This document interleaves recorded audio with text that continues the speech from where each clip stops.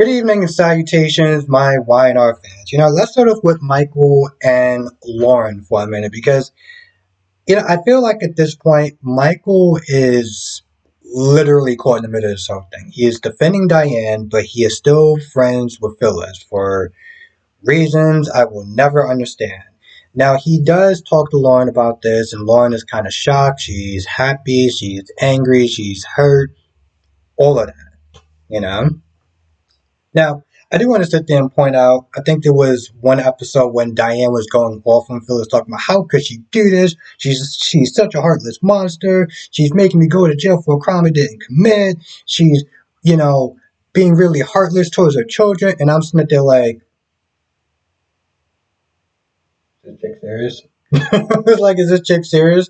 And luckily she did catch herself afterwards, like, yeah, I did the exact same thing. But I'm just like, is this chick serious? um, What I don't really see Michael doing, yeah, Michael is stuck in a very difficult position. Now, towards the end of the episode, because they're just kind of reminiscing about Phyllis and her ups and downs and whatever BS that she did and why they're still friends with her. He does get into a contact like through his private investigator, which would have been nice to sit there and see, but he pretty much is like, listen, I have an idea where she's staying at. This way we could sit there and try to bring Phyllis back home.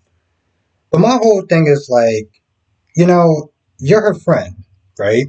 And you're trying to find Phyllis. Shouldn't you be sitting there trying to mount a defense for her first before you bring her back? You know? Like what do you plan on doing? You plan on fighting her first, and then if she gets arrested, then we can sit there and worry about that stuff afterwards. Like, I get it. You're on a case for Diana, right?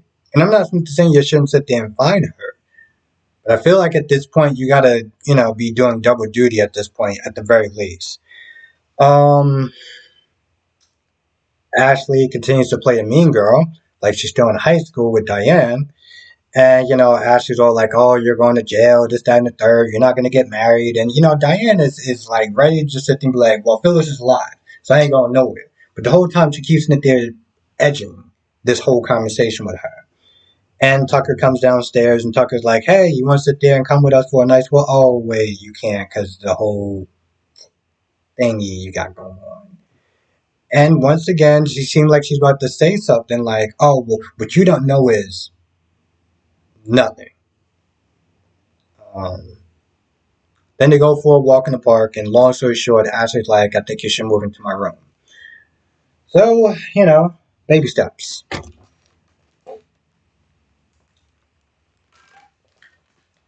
So you got that going on. You got Nate that is calling. Well, I don't want to sit there and say Nate is calling out Audrey on her snakery because all he basically sits there and says is, "You shouldn't have told Elena to go down there to L.A." And Audrey's like, "Yeah, well, I mean, long story short, I didn't know that you and your boss were going to be sitting there knocking boots. How was I supposed to know that?" Talking about, "Oh, I can't believe you set her up to get hurt." Bro, are you kidding me? The only person who set her up to get hurt was you. You coming at Audra about the way that you handle your relationship, the way that you piss poorly handle your situation, it is just sad. Okay? And granted, I'm not exactly Audra's biggest fan except for her looks, just gonna be honest, but you can't blame her for you being a crappy boyfriend, you know? Now, Audra does kind of admit her plan as far as getting Elena out the way. No, saying that, well, if I got Elena out the way, I can get a clear shot with you. Um, but then she's like, well, listen, I want you to go to the top. I just want, to come along with you. So she kind of diverted her plan. I would sit there and say, what she really wants to do is that was only act one of getting with Nate, is to, get Elena out the picture. Act two is to get Victoria off the board. I'm sitting there looking at this whole thing. It's like, you're doing all this for a man, right? Like, you're doing all this for a man. Listen, I'm not going to sit there and try to toot my own horn. I love being a man. Okay? I love every aspect of being a man. With that being said, no. We are not worth that level of trouble that you're going through. Okay? Trust me, our joysticks is not worth that much. As far as it's worth, but it's not worth going through all that. Okay? That is like, I mean, girl, you can be sitting there taking over the world domination. But you sitting there doing this for. Mm.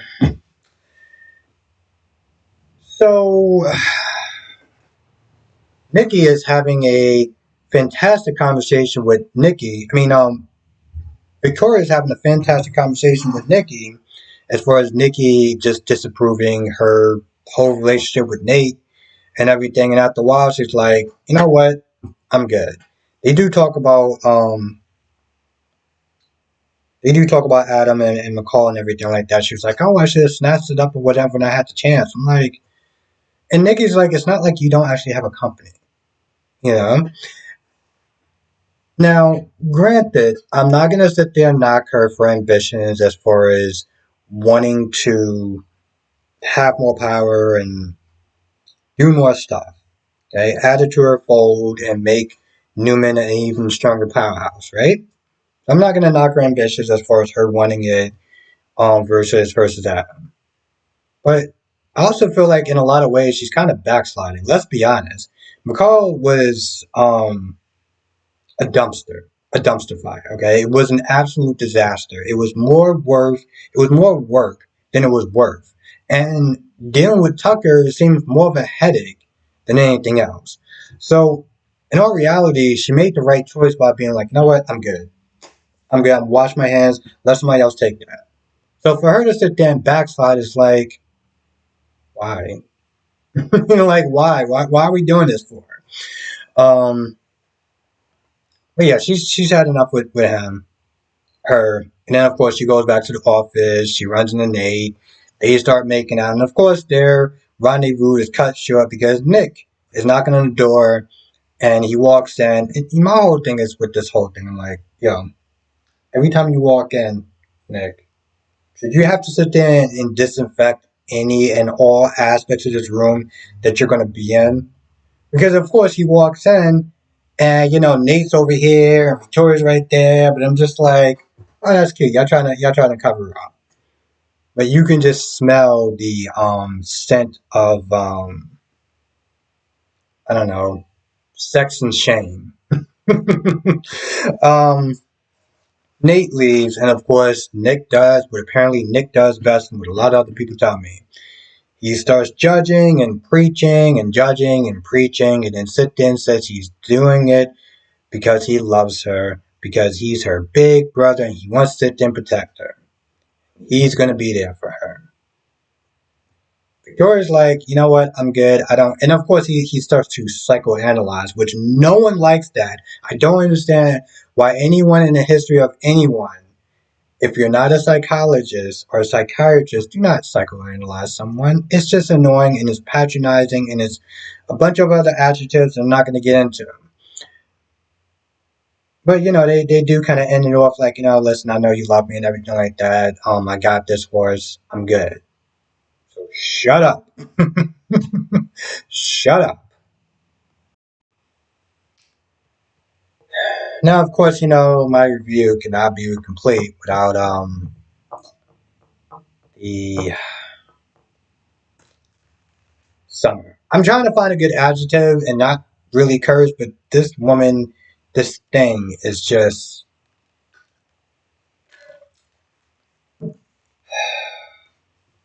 Kyle is hurt.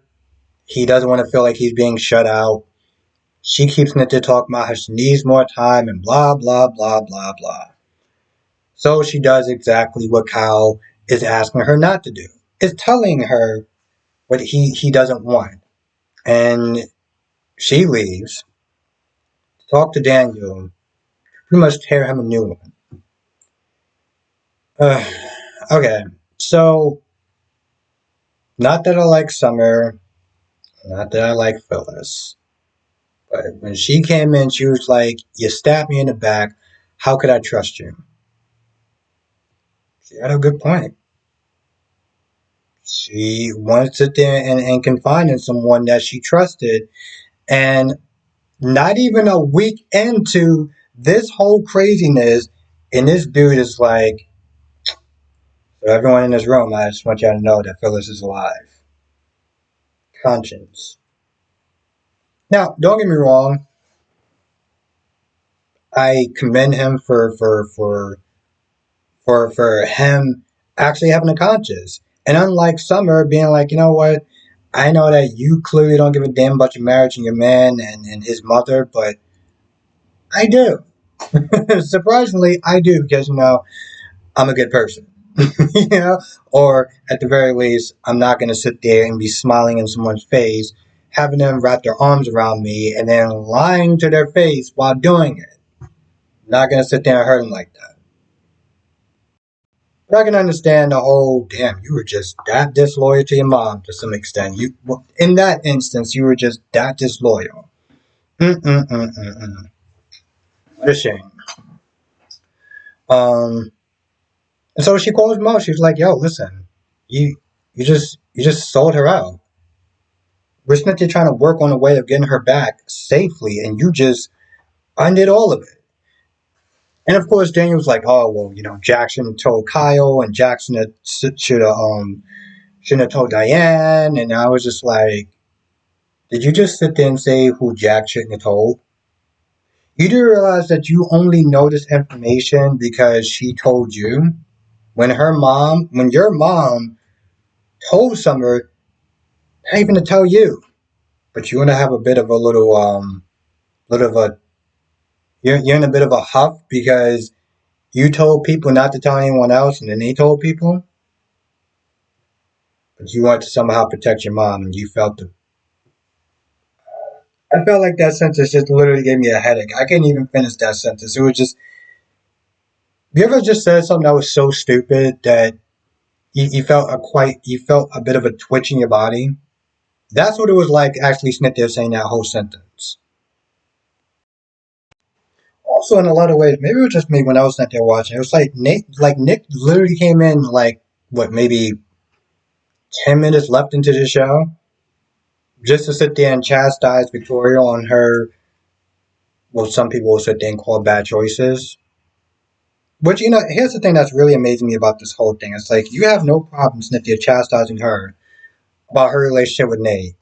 When Sally came into the picture and she was like, "Yo, listen, I don't think this is a good idea. I don't like it. Y'all working together. This is just wrong on so many levels. You could do better." Da, da, da, da. He was the first person to sit there and just having that annoyed look in his face. But you're doing the exact same thing that, like, and granted, I get it. Nate has a history of being a snake, and um, it wouldn't be out the possibilities for him to sit there and screw her over. And I get that, as a brother, you have this innate reaction to sit there and want to do something. But if she told you once, right? If she told you once, and if one, you shouldn't even say anything. That's number one, because just being a hypocrite. Two, if you're gonna say something, you said it once and it didn't stick. Stop talking about it. Stop lecturing her. It is. Here's the thing. It's not just annoying for the character. It's annoying for the audience, which a lot of people don't like Nick in general. But even moving that aside, how many times do you sit there and listen to one person lecture somebody else about the same damn thing? Like at some point, it just gets obnoxious. Clearly not to the writers because that's what they love doing to stretch out this show and time and everything else. And I feel like that's pretty much about it. I can't really think of anything else that happened. Oh, Kyle came in and he was sitting there trying to play referee between Daniel and Summer because they were going at it. The sad thing is that when this is all said and done, their marriage is going to be done, and Summer's going to feel like Ish, and I'm going to stand there and, well, I'm not going to be a dick and say I'm going to revel in it, but I am going to sit there and be like, "Well, you did this to yourself." But I'm also just like, it's not like Kyle is really that much of a catch, so. You ever just see two people that's just so obnoxious or so bad that you just deserve each other? It's like I'd rather you just be you and that person together as opposed to you ruining somebody else's life, or at the very least, um, having somebody else be saddled with you with that. It's kind of like Sammy and EJ on Days of Our Lives. Don't get me wrong, I'm with the whole Nicole and EJ and everything like that. Um, but I just look at it with Sammy and EJ, and I'm just like, EJ, you are not a good person. Sammy, you're not a good person out there. Y'all literally deserve each other because anybody else that you pull into your orbit is going to get hurt, and you don't deserve that. And that's kind of the way I feel about Summer and Kyle, except for the fact that they're both trash characters. Why should somebody else have to sit there and deal with their trashery? Anyway, that's all I can really think of at the moment. So with that being said, I'm going to go. Thank you for watching. Stay safe, and I'll see you in the next video.